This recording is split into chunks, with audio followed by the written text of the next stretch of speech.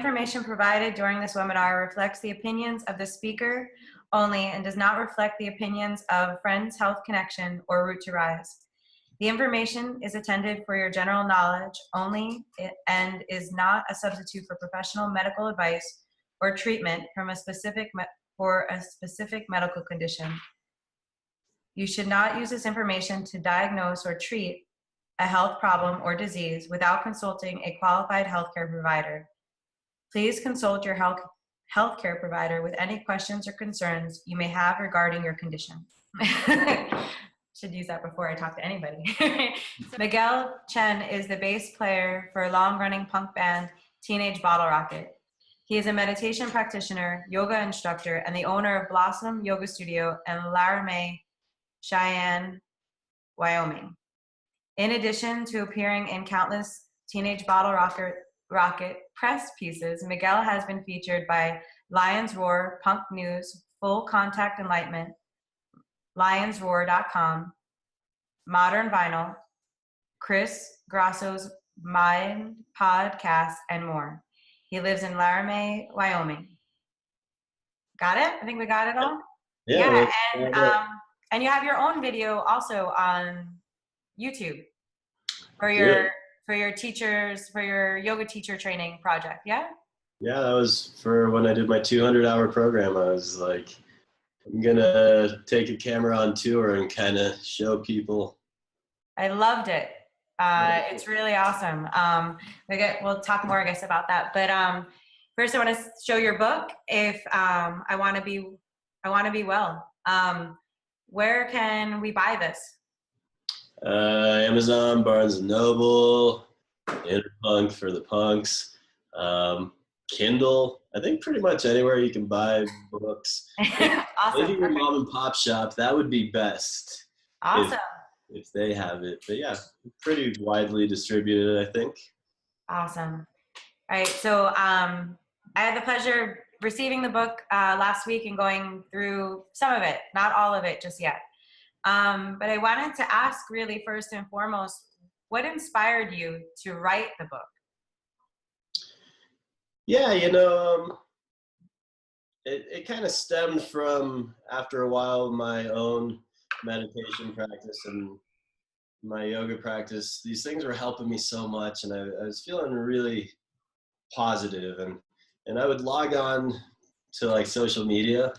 I would log on to Facebook, and it would be kind of shitty and just a lot of like negative stuff, and I would be like, this is really backwards, because here's this thing where we can hang out with any of our friends anywhere around the world anytime we want to, which is so awesome. It's so cool. And instead of having that be a positive thing, it's just really dark and negative. So I started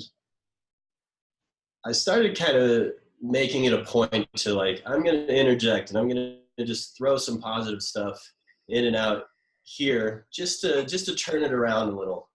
And that kind of caught the attention of some people who asked me to write some articles for some websites and some magazines. Like blogging and things like that? Yeah. And so I would do some interviews here and there, and I would do some articles, and eventually a lady over at Wisdom Publications kind of caught wind of me because of some articles that I'd done. Yeah. And her husband happened to be like a big Teenage Bottlerocket fan. And so he was like, you got to check this guy out. So she saw some of the work that I'd done, and awesome. Here we are. I love it. I mean, it just recently was published, right? Just this year? Yeah, technically it comes out Tuesday. Ah, how did we get it? We got it already. All right, awesome. Yeah, my I just was looking at the production date of it, and it was 2018, so very fairly. So I guess my next question really doesn't matter right now, because I was going to ask, how has the book being published affect your life so far? You know, it's not public yet. Yeah, it's not public, but I will say I've really discovered like a love for writing through this whole process. I was really lucky to work with Rod, who kind of took my ramblings and helped me sculpt them into coherent Yeah. sentences and paragraphs and chapters. But you know, music has always kind of been my main like creative outlet for years and decades, and this process of writing a book has really has kindled a new fire in my life, and I'm really excited about writing more. Yeah, I would imagine that it's like challenging to your mind as well to, if you've been performing and playing and, you know, and then all of a sudden it's this whole new how to, and it becomes, you know, our mind needs that. So yeah, I was going to ask, and I think you already answered it, but what was the process like? How long were you writing the book for? Like, was it just like a notebook on tour, and how did that happen? You know, it's funny you mentioned a notebook on tour. I do always have a notebook, and over the years, I had a bunch of sort of ramblings in it. So if you look at it that way, the writing started long, long ago. But really, when Lydia Wisdom started talking to me, and I sat down and had my first meeting, Josh over at Wisdom was like, write us a sample chapter, write us a proposal, and we'll go from there. And that would have been just maybe 2 years ago, maybe a little over that. So it was kind of a process. Yeah, maybe about just over 2 years, 2.5 maybe. And so we submitted, and when they approved it, I was like, oh shit, I got to buckle down. This is real now.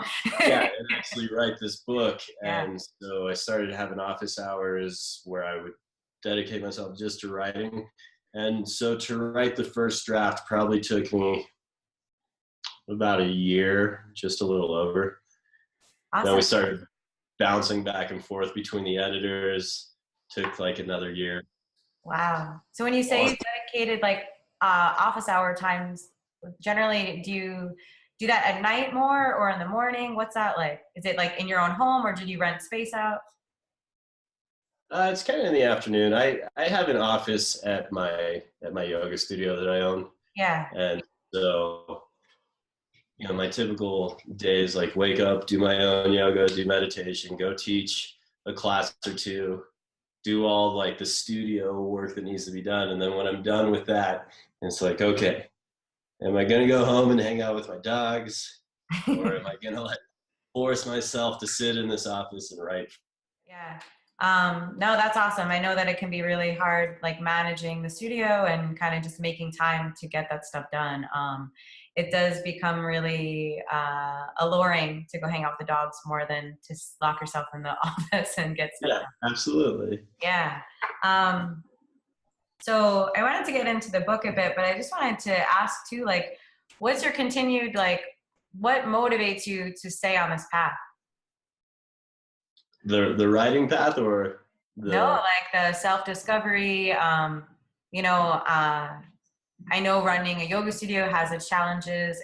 You are successful with Teenage Bottlerocket. So, you know, kind of what is the drive that, like, what is the it?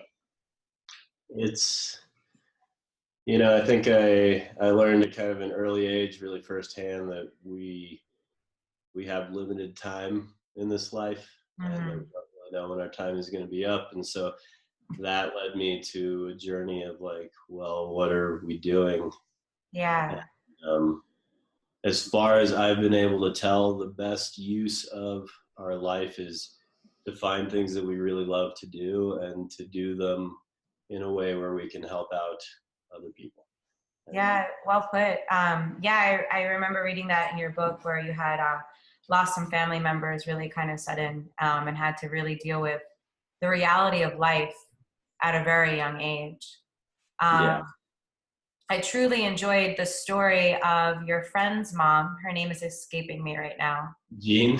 Yeah, where she was just kind of like, take this book, knock it off, you know, quit messing around and like grow up, you know, or like live into your purpose. And she made you read the 4 Agreements. And that was a big moment for you. It was a big moment. Like at first it was a big angry moment. I was like, who's this lady like trying to tell me like I'm an asshole. She's telling me I'm an asshole. Yeah. Um, and then over time, I realized, you know, it came from a really compassionate place, and she did really truly want to help me, and she did. Like my life changed so much because of that moment. Yeah. I find that book is something, when I'm working with people, I really try to get them to read it because it's so simple. Um, and it does kind of light their fire as far as like, oh, it can be this simple, and I have a responsibility here as a human being, and I should be held accountable for my life and my actions, but not in Absolutely. a way that's like you said, it came from a compassionate, loving place. Um, Definitely. yeah. So just to go into your book a bit, I love that really like right in the beginning, you talk about the key is love, right? And kind of this interconnectedness that we all have here, whether it's your conversation with the cashier or the conversation with your loved ones, kind of viewing all of those conversations as the same. I'm sure that took a lot of learning to get to. Oh, most definitely. I think it's just in our nature to, you grow up and you start to just kind of look out for yourself, and you know, we're really afraid like other people are going to come in and screw things up for us, or like, you know, it's always just about protecting Yeah. ourselves, and you realize two things over time. One, that like whatever protection you think you're building up is just a lie. It doesn't actually exist. Yeah. And so if you're cutting yourself out from basically all the stuff that makes life worth living, Yeah, for sure. it's like every single person you interact with, you can have like a nourishing, joyful moment of connection. And we're so busy with other stuff that we just miss all of that. Yeah. And then we die. I And think that the correlation that you made throughout the book and even in your video, I loved all the interviews of like your band members or your friends that you kind of like suggested they try yoga yeah, in the most kindful, unforceful way. But the idea of kind of how it relates punk rock and yoga, this idea, the ability to express oneself, and the feelings of the injustices of the world. But I feel how you brought it together, meaning the vulnerability that happens through our yoga practice, where we can start to shed those layers in which you're talking about, like breaking down the barrier, that protection that we walk around with, like, you don't know my story, you don't understand, and we're kind of guarded, right? I yeah. think it's amazing. Well, thank you so much. I do think it's, you know, it's really, there's an individual path Hmm. in all life, but like in yoga and punk rock, for me specifically, it's just like blaringly obvious. Like these are things that emphasize going inside of yourself and finding out who you really are, which I think is super important. But that's also just one part of the equation. And I think that's something maybe punk rock misses a lot. It's like, okay, now you know who you are and you express yourself that way, but they don't really take it further to like, how does that impact your interactions with the world around you, and how, now that you know who you are, how are you going to use that to make the world better? Yeah, rather than like just externally blaming circumstances or the people in your life. um, Absolutely. yeah, taking your own responsibility. A lot of the work that I do with teaching yoga, we teach yoga with inpatient and outpatient rehab facilities for adolescent and adults. And a lot of that is just, again, that core teaching of that ability to express oneself and then to integrate into your own being through the physicality of the yoga practice, then also the meditation. Yeah. Um, what has your experience been? What came first? You know, like chicken or the egg? Was it meditation or was it yoga? Oh, it was most definitely meditation. Like, um, you know, like the Buddhist teachings made really kind of a lot of sense to me pretty quickly. Like you just sit down and you quiet, and then you sort it out. You figure things out on your own. And I was like, this is great. And for years that was working super well for me. And people would kind of like throw around yoga in my direction. And I always thought like, you know, I don't need that. Like the core of this is you sit down and you shut up and you breathe. And it's working so well. And for me, yoga always seemed like exercise, which was the last thing I ever wanted to do. And as I came to understand it a little more, I finally like opened up to trying a little bit of yoga, and then it clicked so fast. And it just really steamrolled from there like so quickly. I started doing yoga regularly. I did my first teacher training, and I didn't even want to teach yoga. I was like, I was just like, I'm gonna learn more because I'm always that way. And before you knew it, I was 200 hours certified. I started teaching right away. And then I took over the studio I was teaching at. I opened another studio. Beautiful. And here I am years later. Like I just got back from India a couple of weeks ago from another teacher training. Awesome. How long were you there for? I was there just over a month. That's incredible. Yeah. And that like just like immerse yourself in the culture in that way. Yeah, it was really wonderful. Yeah, I really like the connection, like the meditation coming first for you, and then the physical practice. Again, like when that idea of so much comes up in meditation, but again, I think when we have the physical aspect of it, it's a place for us to really process what's coming up for us rather than just sitting with it and feeling it, where that's very important, but then we get to this other place of completely processing. Yeah. And then kind of getting rid of some of those, some scars, like kind of getting rid of some of that cycle within yourself. Absolutely. And I also think there's an aspect of like, okay, through meditation, we understand that we're not our body. No, we're something else. Like this isn't us, but through like asana and physical practice, it's like, yeah, we're not our body, but for the time being, we do have this body. Yeah, like that whole, like your body, your vessel, like you get one opportunity. And I think as far as a lot of our viewers here today, concerned about their health, you know, and that whole the name of your book, like I want to be well, like ultimately mentally and physically, that there is no separation. We can make it very separate, but then we're missing the big component. To be well, we have to have a healthy mind, body, and spirit, which I think you articulate really well in the book. I wanted to say too, I really enjoyed at the end of every chapter, you kind of have like a little bit of like a how-to, right? Yeah. You go through talking about, you know, your process and some process that others can adapt to, but then really giving like a little bit of a homework. How did that come out? Yeah, I mean, I really, when I was writing, I was conscious about like, I don't just want this book to be about me. Like, what am I going to do? Write my story and put it out there and hopefully some people give a shit. Like that doesn't do it for me. Like I want this book to be also about the people who are reading it. And so I understand that these practices have changed my life and have really saved me. And I also understand that they're not always super easily accessible. You have to filter through so much stuff to find the things that resonate with you. So for me, it was really important to like easily accessible, straightforward. Here's a lot of practices. The book is no longer just about me.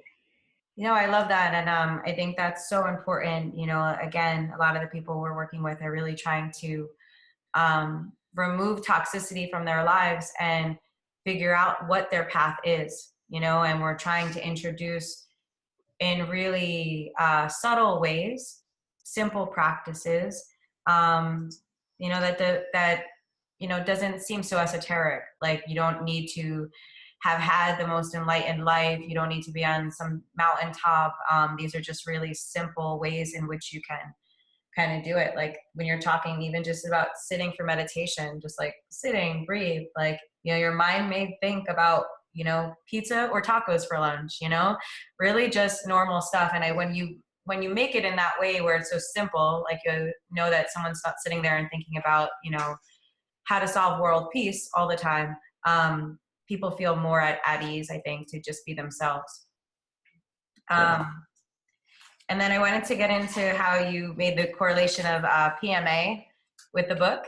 And like, I think for a lot of, it might be, is that how you sell yoga to your friends and your band members? Yeah. You know, there are a lot of, I think, punk rockers who are familiar with just the idea of a positive mental attitude and how much that can change your life. But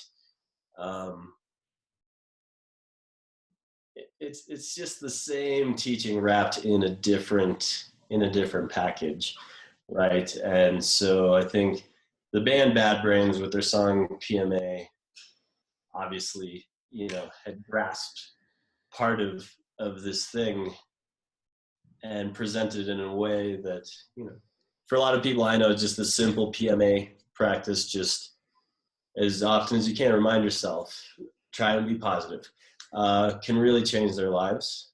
Yeah. And I think that is a good like way to dip your toe in. For sure.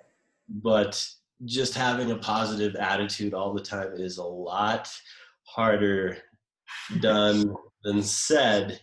But if they've experienced like, oh, when I try, it's pretty good, then maybe they're ready to dive a little deeper and be like, okay, what can I do to sustain this positive attitude?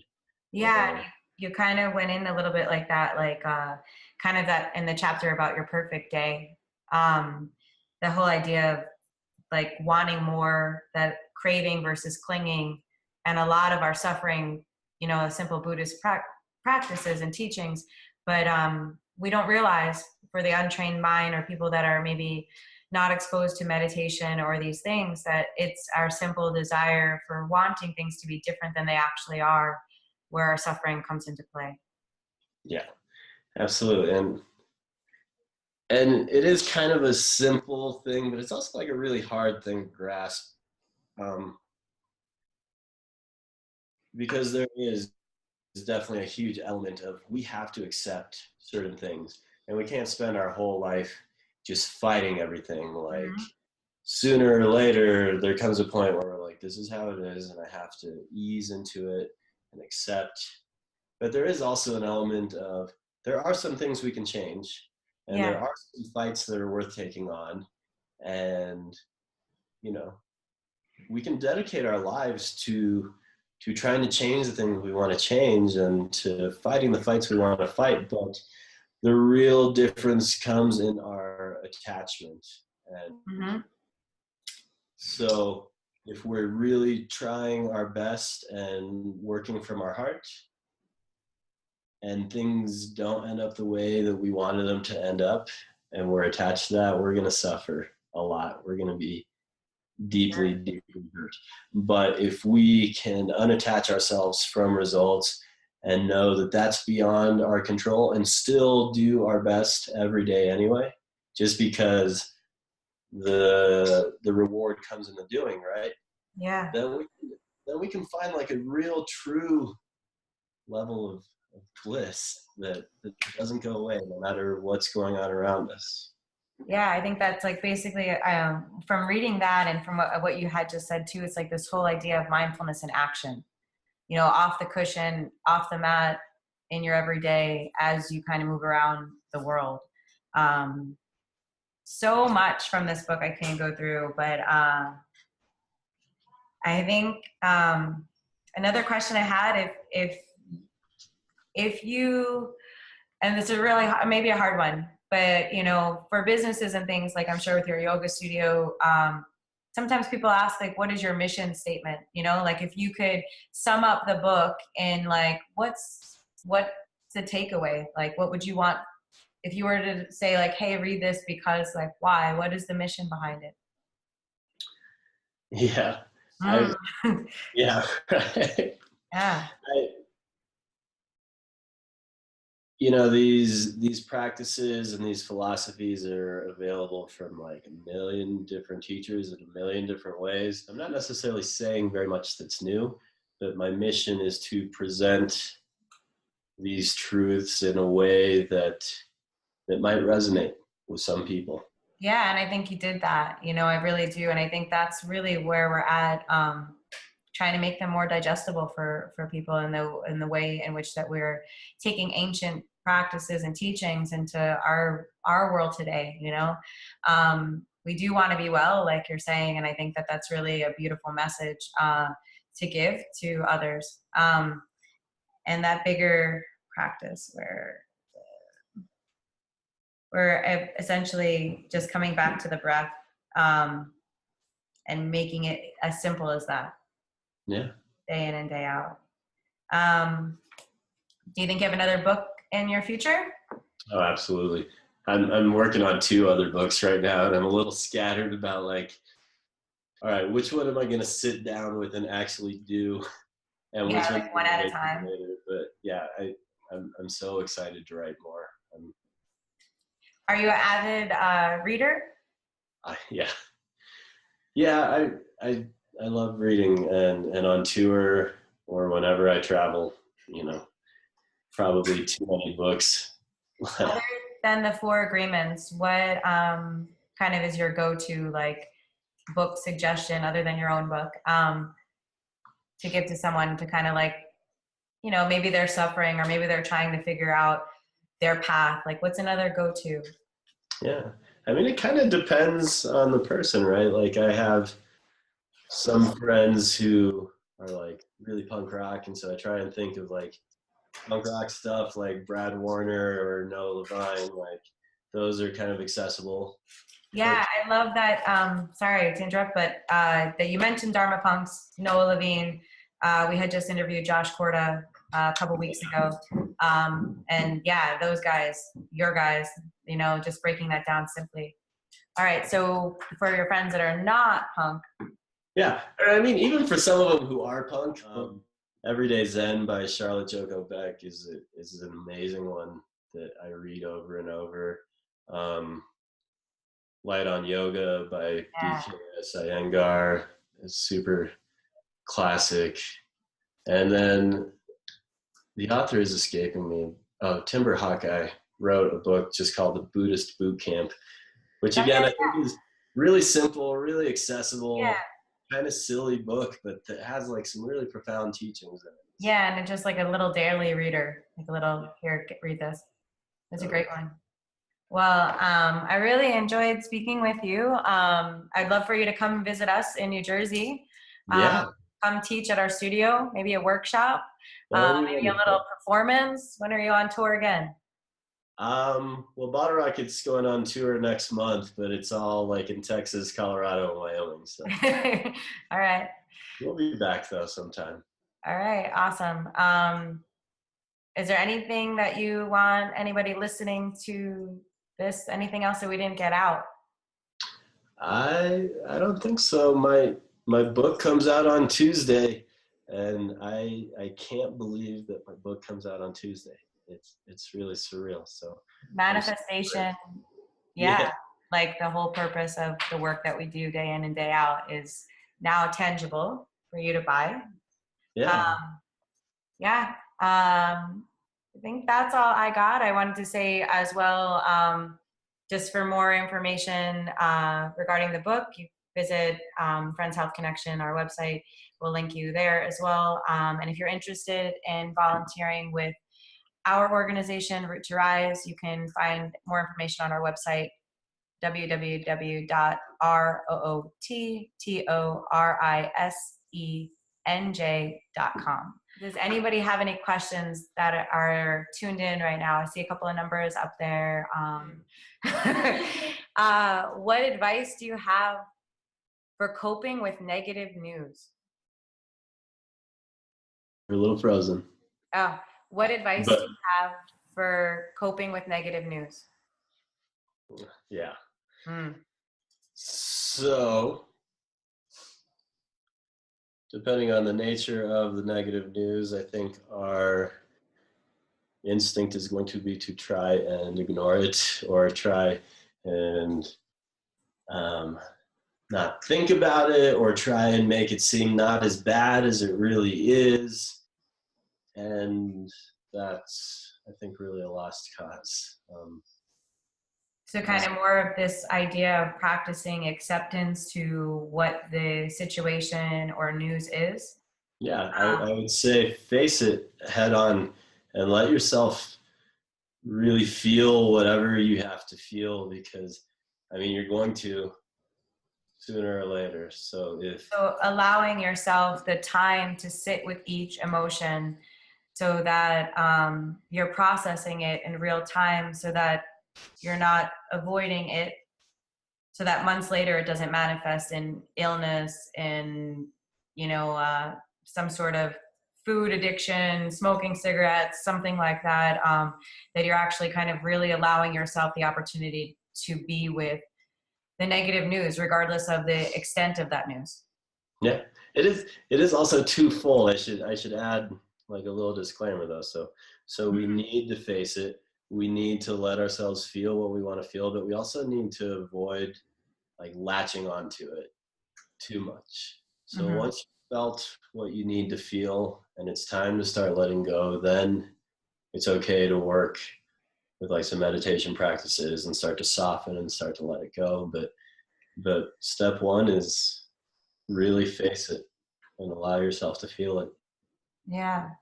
I think too, then adding in like second would be more like that, the self-care practices, meditation, yoga. And then ultimately too is knowing that you're never alone in whatever it is negative that is going on in your life, whether it's directly happening to you or someone that you love, that you're always surrounded by support, and making sure that you ask for it and you ask for help. And, that there's, whether it's through online resources or a therapist, a community-based group, your religion, whatever it may be, but really vocalizing when you need help, and get the help that you need. Yeah, because even if like negative news or pain can feel like a really personal thing, and it's important to remember that no matter what we're going through, like somebody else somewhere has felt the same thing. Like we're not all as different as we convince ourselves. So even if you feel completely 1,000% alone, how could anyone possibly exist? Like, or understand, like try and remind yourself that somewhere somebody has, and that, we're in this together. Yeah, I love that.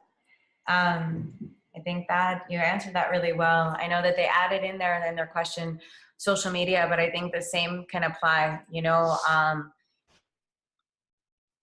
What we've already said. And I think one thing that, as far as social media, if it's negatively affecting you, then knowing that you have a role there as well, and limiting your time of use, or if you're having a particularly bad day, then maybe not going on to social media that day, because you don't know how things are going to affect you. If something's really close to your heart, and you're not ready to be vulnerable with it, don't blast it on social media.